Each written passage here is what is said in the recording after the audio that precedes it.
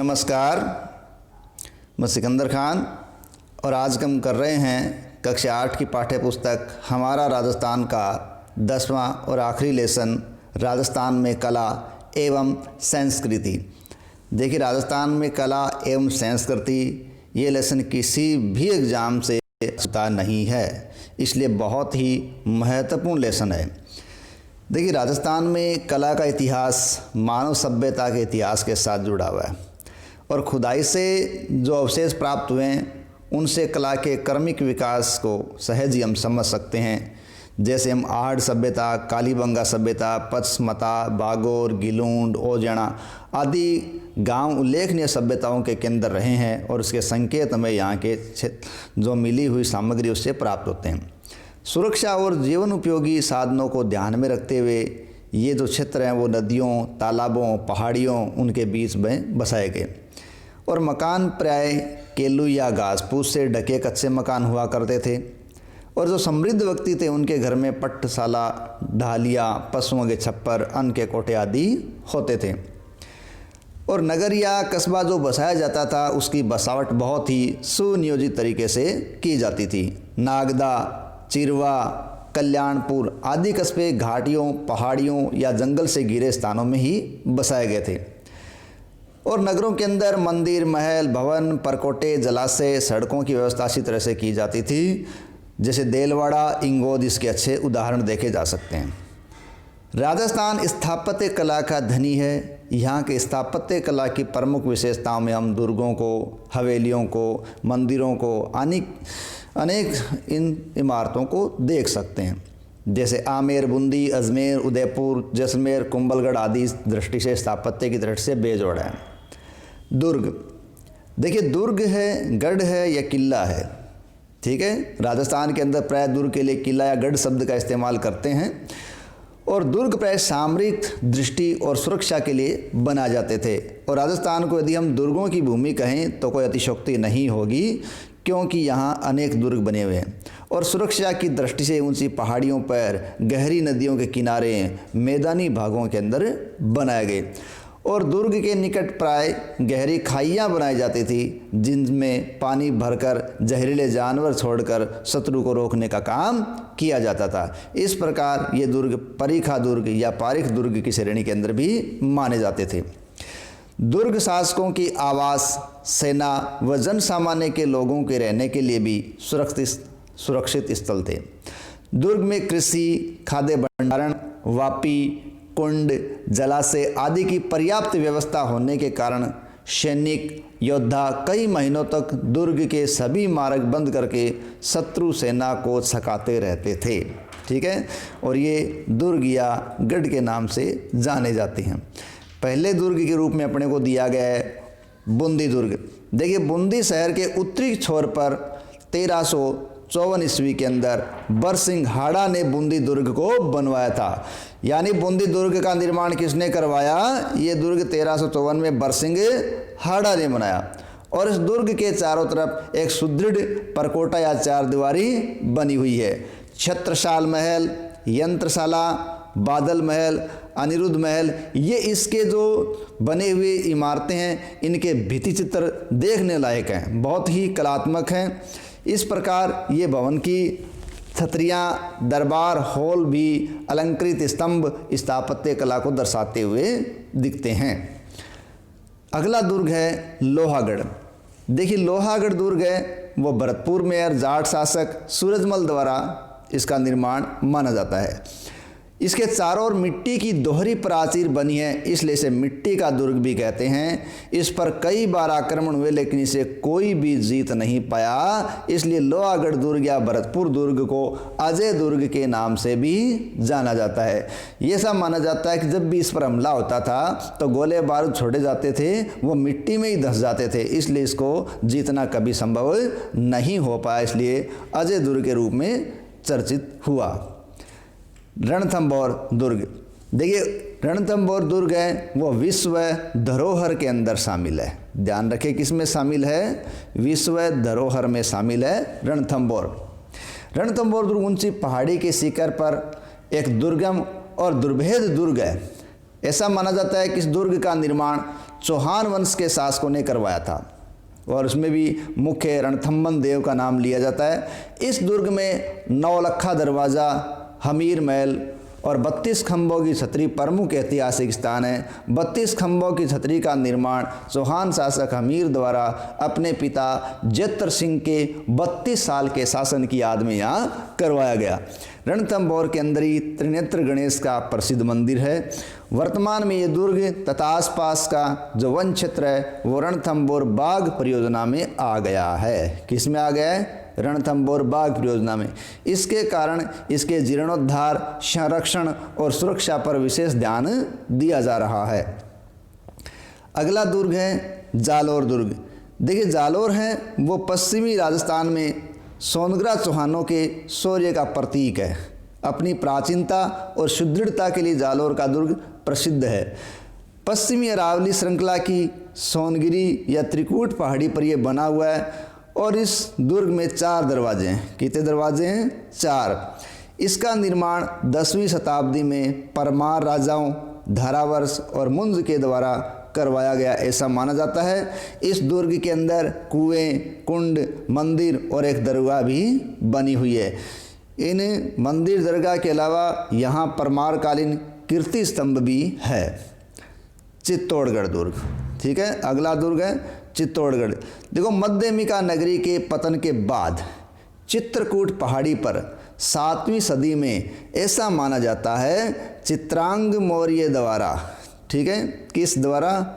चित्रांग मौर्य द्वारा इस दुर्ग की नींव रखी गई। लेकिन कालांतर में प्रतिहार, चालुक्य, परमार, सिसोदिया शासकों द्वारा इसका समय समय पर विकास किया जाता रहा, इसका विस्तार किया जाता रहा। चित्तौड़गढ़ का दुर्ग है वो खिजराबाद के नाम से भी जाना गया है और यह दुर्ग भी रणथंभौर की भांति विश्व धरोहर में शामिल है, ठीक है। और राजस्थान के किलों का सिरमौर इसे कहा जाता है, ठीक है। राजस्थान के किलों का सिरमौर किसे कहा जाता है? चित्तौड़गढ़ दुर्ग को कहा जाता है। और यह दुर्ग है वो मत्स्यकार एक पहाड़ी पर है जो सुदृढ़ 2 प्राचीरों से घिरा हुआ है। इस दुर्ग में 7 दरवाजे हैं, ठीक है। यानी जालोर दुर्ग में 4 दरवाजे हैं और चित्तौड़गढ़ के दुर्ग में 7।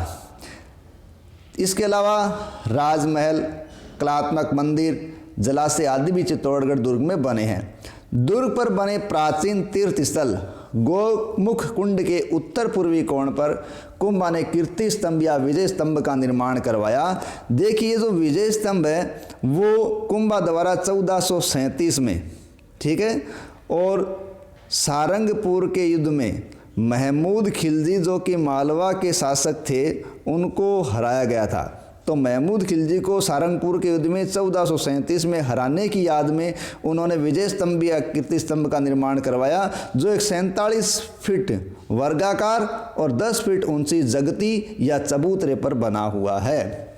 इसकी ऊंचाई 122 फुट तथा ये 9 खंडों का या 9 मंजिलों का स्मारक है जो अपने स्थापत्य में बेजोड़ है और 9 खंडों के विजय स्तंभ में असंख्य देवी देवताओं की मूर्तियां बनी हुई है। इसलिए विजय स्तंभ को भारतीय विश्वकला का शब्दकोश, विश्वकोश, खजाना आदि के नाम से भी जाना जाता है। कुंभलगढ़ दुर्ग। कुंभलगढ़ का जो दुर्ग है वो भी रणथंभौर की भांति किस में शामिल है? विश्व धरोहर में शामिल है। कुंभलगढ़ का दुर्ग छोटी बड़ी पहाड़ियों से मिलकर बना है तथा घाटियों और बीहड़ जंगलों से घिरा होने के कारण यह आसानी से नजर नहीं आता। और कुंभलगढ़ का दुर्ग है वो सर्वाधिक सुरक्षित है। इस दुर्ग को कुंभलनेर दुर्ग भी कहा जाता है।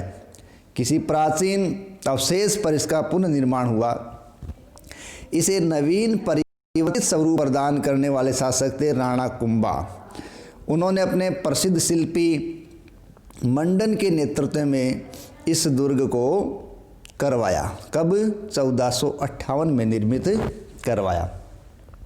9 पोलों या दरवाजों से युक्त दुर्ग के चारों ओर घुमावदार सुदृढ़ चौड़ी दीवार बनी हुई है। इस दीवार के नीचे खाइयाँ भी है और ये दीवार 36 किलोमीटर लंबी है।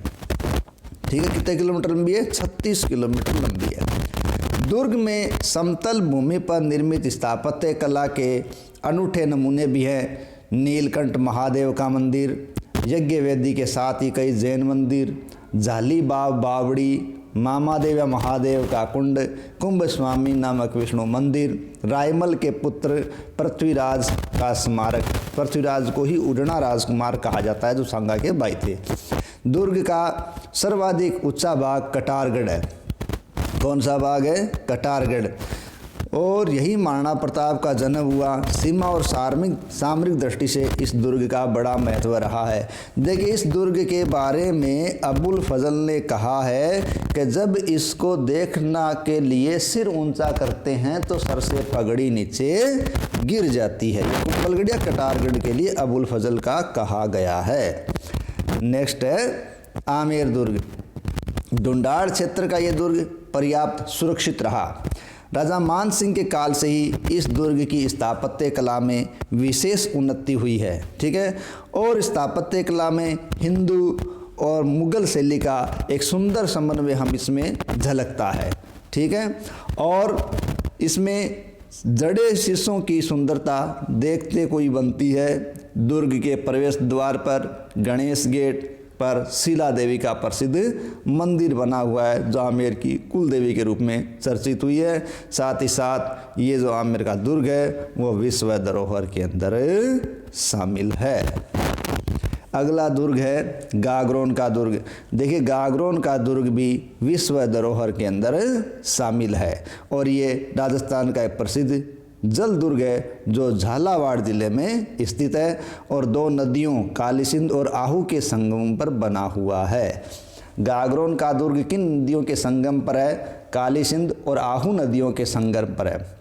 गागरोन अपने प्राकृतिक वातावरण के साथ साथ रणनीतिक कौशल के आधार पर निर्मित होने के कारण बहुत ही प्रसिद्ध है। यह दुर्ग हिंदू मुस्लिम एकता का प्रतीक है। हिंदू मुस्लिम एकता का प्रतीक है कारण कि इसमें पीपा जी की भी छतरी बनी हुई है और मीठे शाह की दरगाह भी बनी हुई है, इसलिए यह हिंदू मुस्लिम एकता के प्रतीक के रूप में भी चर्चित है। अन्य दुर्ग राजस्थान में और भी कई महत्वपूर्ण दुर्ग हैं। इन दुर्गों के अंदर देखें तो जोधपुर का मेहरानगढ़, जिसे मयूर ध्वजगढ़ भी कहते हैं, अपनी मजबूती और सुंदर राजप्रसाद के लिए प्रसिद्ध है। इसी प्रकार जूनागढ़ का किला जो बीकानेर का है, जो रेगिस्तान का जेवर भी कहलाता है, रेगिस्तानी भूमि में बनने वाले दुर्गों में सबसे उत्कृष्ट है। इसके दुर्ग के अंदर की स्थापत्य कला में मेहराब वाले दरवाजे मुगल प्रभाव के अच्छे प्रमाण हैं। जैसलमेर का जो सोनारगढ़ है वो पीले बलुआ पत्थरों से बना हुआ है। ठीक है, और पीले बलुआ पत्थरों से बना होने के कारण जब सूरज की रोशनी उन पर पड़ती है तो वो सोने की तरह चमकता है, इसलिए जैसलमेर का किला सोनार किला या द गोल्डन फोर्ट कहलाता है। और ये गोल्डन फोर्ट या सोनार किला भी विश्व धरोहर के अंदर शामिल है। ठीक है, ये तो हुए हमारे राजस्थान के प्रमुख चर्चित दुर्ग, किले या गढ़। नेक्स्ट हमारे हैं मंदिर। देखो, मंदिरों का विकास गुप्त काल से माना जाता है, क्योंकि हिंदू धर्म का पुनरुत्थान काल या स्वर्ण काल गुप्त काल माना गया है और ये बाद में गुर्जर प्रतिहार, गुहिल, चंदेल, राठौड़, परमार, सोलंकी, चालुक्य तथा पाल शासकों के समय भी लगातार विकास इनका होता रहा और मंदिर में देवी देवताओं की स्थापना होती रही है। इनका निर्माण शिल्प शास्त्रों के अनुसार होता है और अपन प्रमुख राजस्थान के मंदिरों में देखें तो निम्नलिखित मंदिर अपना अलग ही महत्व रखते हैं। इनमें सबसे पहले हम देखते हैं मेवाड़ क्षेत्र के प्रमुख मंदिर, जिसमें सबसे पहला मंदिर है जगदीश मंदिर उदयपुर। सहस्त्र बाहु या सास बहु का मंदिर नागदा उदयपुर। अंबिका माता का मंदिर जगत उदयपुर। श्रीनाथ जी का मंदिर वो कहाँ है? वैष्णव धर्म को समर्पित है और नाथ द्वारा राजसमंद के अंदर राज सिंह द्वारा औरंगजेब के समय बनाया गया। श्री एकलिंग जी का मंदिर, देखिए श्री एकलिंग जी है वो शिव के रूप में माने गए हैं और मेवाड़ के कुल देवता के रूप में चर्चित रहे हैं। मेवाड़ में कुल देवता था, बाकी अन्य क्षेत्रों के अंदर कुल देवियाँ रही हैं। ऋषभ देव का मंदिर, ऋषभ देव है वो जैन धर्म के प्रथम तीर्थंकर हुए हैं, उनका उदयपुर में मंदिर है। श्री चार भुजानाथ मंदिर गढ़बोर राजसमंद आदि ये मेवाड़ के प्रमुख मंदिर हैं। नेक्स्ट मंदिर है मारवाड़ के प्रमुख मंदिर। मारवाड़ के प्रमुख मंदिरों में देलवाड़ा जैन मंदिर, जो कि आबू पर्वत सिरोही में बने हुए हैं, जैन धर्म से समर्थ। रणकपुर जैन मंदिर पाली है, जो अपने खंभों के लिए विशेष चर्चित है। किराड़ू के मंदिर जो बाड़मेर के अंदर है, और औसिया के मंदिर जोधपुर आदि में विशेष महत्व है या अपना विशेष स्थान रखने वाले मंदिरों की श्रेणी के अंदर माने जाते हैं। ठीक है, नेक्स्ट है हमें हाड़ौती के मंदिर। देखिए हाड़ौती के प्रमुख मंदिरों में हिंदू मंदिर, बाड़ोली रावत बाटा मंदिर, शिव मंदिर भणदेवरा बारा, कंसवा मंदिर कोटा, कमलेश्वर महादेव मंदिर बूंदी, सूर्य मंदिर झालरापाटन झालावाड़ आदि हाड़ौती क्षेत्र के मुख्य मंदिरों में शुमार हैं। शेखावाटी और जयपुर के प्रमुख मंदिर देखिए, आबानेरी मंदिर दौसा, खाटू श्याम जी का मंदिर सीकर, गोविंद देव जी का मंदिर जयपुर, ये राजस्थान के अंदर अपना विशेष महत्व रखते हैं। और ये मंदिर प्राय राजा महाराजा रानियों जागीरदारों श्रेष्ठियों जन सामान्य के स्त्री पुरुषों के सहयोगों से समय समय पर बने हुए हैं। अब है राजस्थान की मूर्ति कला। देखिए राजस्थान में वैष्णव शैव शाक्त के साथ साथ जैन धर्म के अनेक मंदिर और मूर्तियां हैं। कहने को अपन कहें तो सभी धर्मों के यहाँ मंदिर मूर्तियां हैं। यद्यपि गुर्जर प्रतिहार परमार चौहान गुहिल आदि शासकों के संरक्षण में मूर्तियों से सुसज्जित मंदिर निर्मित करवाए गए, तथापि प्रतिहारों का इसमें विशेष योगदान भी रहा है। देखिए शैव धर्म की प्राचीन परंपरा में शिव के लिंग विग्रह और मानवीय प्रतिमाएं बनाई गई है, और शिव की इन्हीं मूर्तियों के अंदर महेश मूर्ति, अर्धनारीश्वर मूर्ति, उमा महेश्वर, हरिहर अनुग्रह मूर्तियों के अधिक उत्कीर्ण किया गया है। इन सभी प्रतिमाओं का सौंदर्य बहुत ही अनुपम है। ये शैव धर्म की थी। अब है वैष्णव मूर्तियाँ। देखिए वैष्णव धर्म में जो मूर्तियाँ हैं उनमें दशावतार, लक्ष्मी नारायण, गजलक्ष्मी, गरुड़ासीन विष्णु आदि की मूर्तियों में वैकुंठ अनंत त्रैलोक्य मोहन को खूबसूरती से उत्कीर्ण किया गया है। यानी वैकुंठ अनंत त्रैलोक्य ये वैष्णव के लिए आए हैं। शाक्त देवालयों में महिषासुर मर्दिनी की मूर्तियाँ की प्रधानता है, यानी शाक्त धर्म से रिलेटेड मूर्तियाँ हैं उनमें महिषासुर मर्दिनी की मूर्तियों की प्रधानता विशेषकर है। औसिया जोधपुर, वरमान सिरोही, झालरापाटन, चित्तौड़गढ़ आदि में सूर्य प्रतिमाएं देखी जा सकती है। सिरोही क्षेत्र में बसंतगढ़ और आहड़ क्षेत्र में प्राप्त धातु की जैन प्रतिमाएं, मीरपुर आबू देलवाड़ा के जैन मंदिर, रणकपुर पाली जैन मंदिर, चित्तौड़गढ़ ओसिया की जैन मूर्तियां विशेष रूप से उल्लेखनीय रही हैं। देखिए मूर्तियों के अंदर परिधान, आभूषण, केश विन्यास तथा विभिन्न मुद्राएं मूर्तिकला की विशेषता रही है। मोलेला मूर्तिकला जिसका राजस्थान के अंदर अपना अलग ही पहचान है और महत्व है। देखिए मोलेला मूर्तिकला राजसमंद जिले के मोलेला गांव के कुम्हारों द्वारा विकसित की गई है या इनको विश्व स्तर पर पहचान दिलाई गई है। ठीक है, ये शिव पार्वती, पणिहारी, भेरुजी, हाथी, गणेश, ऊंट, घोड़ा, पुतली, हनुमान, तोता, चिड़िया, मोर, बांसुरी वाला, शेर, मगरमच्छ, मूसक आदि लोक देवी देवताओं और जानवरों से सज्जित मिट्टी की फड़ बनाते हैं। किसकी फड़ बनाते हैं? मिट्टी की फड़। ये मोलेला मूर्ति कला के नाम से जानी गई है। मिट्टी की मूर्तियों को आग में पकाकर बनाने की कला को टेराकोटा के नाम से जाना जाता है, जिसका एक चित्र मोलेला मूर्ति कला के रूप में दिखाया गया है। ये है हवेलियाँ। ठीक है, अब क्या है? हवेलियाँ। देखो राजस्थान में वास्तु नियमों के अनुरूप हवेलियों का निर्माण भी बहुत खूब हुआ है, और इनमें जयपुर की जो हवेली परंपरा है वो सुप्रसिद्ध रही है। शेखावाटी के श्रेष्ठियों ने इस परंपरा को अपनाया और हवेलियों का निर्माण भी करवाया। रामगढ़, नवलगढ़, मुकुंदगढ़, मंडावा, लक्ष्मणगढ़ आदि अपनी विशाल हवेलियों के कारण प्रसिद्ध रहे हैं। अगर जैसलमेर की बात करें तो सालम सिंह की हवेली, नथमल की हवेली, पटुओं की हवेली अपनी नक्काशी कला का एक अनुपम और बहुत ही महत्वपूर्ण उदाहरण प्रस्तुत करती है। इसके अलावा बीकानेर, फलौदी, करौली, भरतपुर, कोटा, उदयपुर आदि भी हवेलियों के स्थापत्य हैं, वो देखते ही बनते हैं। छतरियाँ। देखिए, राजस्थान के शासकों, सामंतों, श्रेष्ठी वर्ग आदि ने अपने पूर्वजों की स्मृति के अंदर जिन स्मारकों का निर्माण करवाया वे स्मारक छत्रियाँ या देवल के नाम से जाने गए हैं। इनके अंदर प्रमुख रूप से नाम लिया जाए तो इनमें अलवर में मुसी महाराणा की छतरी, यानी मुसी महाराणा की छतरी कहाँ है? अलवर। करौली में गोपाल सिंह की छतरी है।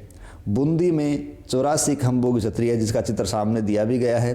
रामगढ़ में सेठों की छतरी है और गेट और जयपुर के अंदर ईश्वर सिंह शासक की छतरी बनाई गई है। इसके अलावा जोधपुर के अंदर जसवंत थड़ा, जिसे मारवाड़ का ताजमहल भी कहा जाता है, बनाया गया है। उदयपुर में आयड़, जैसलमेर में बड़ा बाग की छतरियाँ ये अपनी स्थापत्य कला के लिए विशेष प्रसिद्ध है। इन विशालकाय भव्य छतरियों को सुंदर नक्काशी एवं भित्ति चित्रण के माध्यम से अलंकृत किया गया है, जो इनकी स्थापत्य कला में चार चांद लगा रहे हैं। चित्रकला। राजस्थान में ऐतिहासिक काल से ही चित्रकला का संपन्न स्वरूप हमारे सामने रहा है। राजस्थान की कलात्मकता में या चित्रकलात्मकता में अजंता शैली के साथ साथ मुगल शैली का भी प्रभाव पूर्ण रूप से दिखाई देता है और का राज दरबारों तक ही सीमित थी, परंतु मुगल साम्राज्य के पतन के साथ ही ये चित्रकार अन्य राज्यों का संरक्षण प्राप्त करने के लिए इधर उधर चले गए और जहाँ जहाँ जिन शासकों को प्रश्रय मिला, आश्रय मिला, उन्होंने वहीं की स्थानीय शैली को अपने चित्रों में उकेर दिया। मुगल चित्रकारों ने स्थानीय कलाकारों व चित्र परंपरा के साथ काम कर एक नवीन शैली को जन्म दिया, जो स्थानीय विशेषताओं के कारण एक स्वतंत्र शैली के रूप में विकसित हो गई। चित्र शैली का क्या मतलब है कि चित्र बनाने के एक विशेष प्रकार के तरीके को चित्र शैली के नाम से जाना जाता है। देखिए, राजस्थान में चित्रकला की विभिन्न शैलियाँ अपनी अलग पहचान बनाती है। विभिन्न रियासतों में चित्रकला अपनी स्थानीय विशेषताओं के कारण वहाँ की शैली बन गई। विभिन्न शैलियों को रंग, पृष्ठभूमि, विभिन्न पशु पक्षियों आदि की दृष्टि से पहचाना जा सकता है। यानी अलग अलग क्षेत्रों के अंदर अलग अलग प्रकार से जिन चित्रकला शैली का निर्माण हुआ, उन चित्रों के अंदर हम अगर पहचानना चाहें तो हम अलग रियासतों के कारण या शैलियों के कारण को पहचान सकते हैं। इसके लिए हमें रंग, उनकी पृष्ठभूमि और उनमें पशु पक्षियों का अलंकरण है वो देखना पड़ता है। जैसे हम बात करें कि जयपुर और अलवर के चित्रों में रंग को देखें तो हरे रंग की प्रधानता है या हरे रंग का विशेष प्रयोग हुआ, किनमें? जयपुर, अलवर में। इसी प्रकार जोधपुर, बीकानेर के चित्रों में पीले रंग का बहुतायत से इस्तेमाल हुआ है। उदयपुर के चित्रों में लाल रंग का इस्तेमाल ज़्यादा हुआ है। कोटा के अंदर नीले रंग का इस्तेमाल ज़्यादा हुआ और वहीं किशनगढ़ के चित्रों में सफ़ेद या गुलाबी रंग और बूंदी के चित्रों में सुनहरे रंग का विशेष इस्तेमाल हुआ है। तो इन विशेष रंगों के इस्तेमाल से हम चित्र शैली की थोड़ी पहचान उजागर कर सकते हैं। यानी जयपुर, अलवर के चित्रों में हरा, जोधपुर, बीकानेर पीला, उदयपुर के चित्रों में लाल, कोटा में नीला, किशनगढ़ के चित्रों में सफ़ेद गुलाबी और बूंदी के चित्रों में सुनहरे रंग का चित्रण विशेष है। अब चित्रों की पृष्ठभूमि के साथ साथ यदि हम उसमें वृक्षों की स्थिति देखें तो उदयपुर शैली के अंदर कदम वृक्ष, किशनगढ़ शैली में केला, कोटा बूंदी शैली में लंबे खजूर के वृक्ष और जयपुर अलवर शैली में पीपल अथवा वट वृक्ष। ऊपर हमने देखा था जयपुर अलवर शैली में हरा रंग है और वहीं हमने वृक्ष की बात करें तो जयपुर शैली में पीपल अथवा वट वृक्ष है। बीकानेर व जोधपुर शैली में आम के वृक्ष अधिक मिलते हैं। विभिन्न शैलियों में पशु पक्षी भी अलग अलग हैं। उदयपुर शैली में हाथियों की प्रधानता है और चकोर पक्षी की प्रधानता है। वही नाथद्वारा शैली में गाय अपना प्रधान स्थान रखती है और जयपुर अलवर शैली के चित्र में मोर व घोड़ा आदि देखे जा सकते हैं। तो अगर हम जयपुर अलवर की शैली को विशेष देखना चाहें तो रंग के आधार पर वो हरे रंग की प्रधानता वाली है। इसके अलावा वो पेड़ को देखें तो पीपल वट वृक्ष की प्रधानता वाली है और पशु पक्षी के मोर देखें तो मोर और घोड़े की प्रधानता उसके अंदर दिखाई देती है। विभिन्न चित्र शैलियों में स्त्री पुरुषों की आकृतियों में भी अलग अलग तरह का प्रावधान किया गया है। देखिए, किशनगढ़ शैली में बनी ठनी में नारी सौंदर्य को चित्रित किया गया है। किशनगढ़ शैली का जो चित्र है बनी ठनी, उसे राजस्थान की मोनालिसा कहा जाता है। देखिए, मोनालिसा दुनिया का एक बेहतरीन सर्वश्रेष्ठ चित्र है जो इटली के चित्रकार लियोनार्दो दा विंची के द्वारा बनाया गया था। आमेर, जयपुर, जोधपुर और बीकानेर की शैली पर मुगल प्रभाव स्पष्ट झलकता है।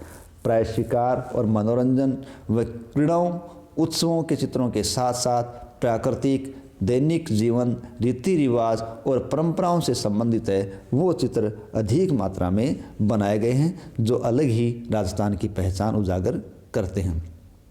संगीत कला। देखिए, राजस्थान में प्राचीन काल से ही संगीत का प्रचलन रहा है। युद्ध के समय भी उत्साह बढ़ाने के लिए संगीत की ध्वनियाँ और वाद्य यंत्रों की गर्जना से एक जोशीला वातावरण पैदा करने की परंपरा रही है। यहाँ विविध रागों से युक्त संगीत के साथ साथ श्रृंगार से युक्त मांड राग भी उल्लेखनीय है। हमारा जो गीत है केसरिया वालम पधारोनी म्हारे देश, वो भी एक मांड राग का उल्लेखनीय गीत रहा है। यहाँ के शासकों ने संगीतज्ञों और गायकी का सदैव सम्मान किया है। भक्तों ने भी संगीत की विभिन्न राग रागिनियों को प्रचलित और प्रसारित किया है। इनमें मीराबाई के भजन हैं, दादू दयाल के, चरणदास के, दयाबाई, सेजोबाई के नाम संगीत के रूप में विशेष लिए जा सकते हैं। संगीत घराने भी राजस्थान में विकसित हुए हैं।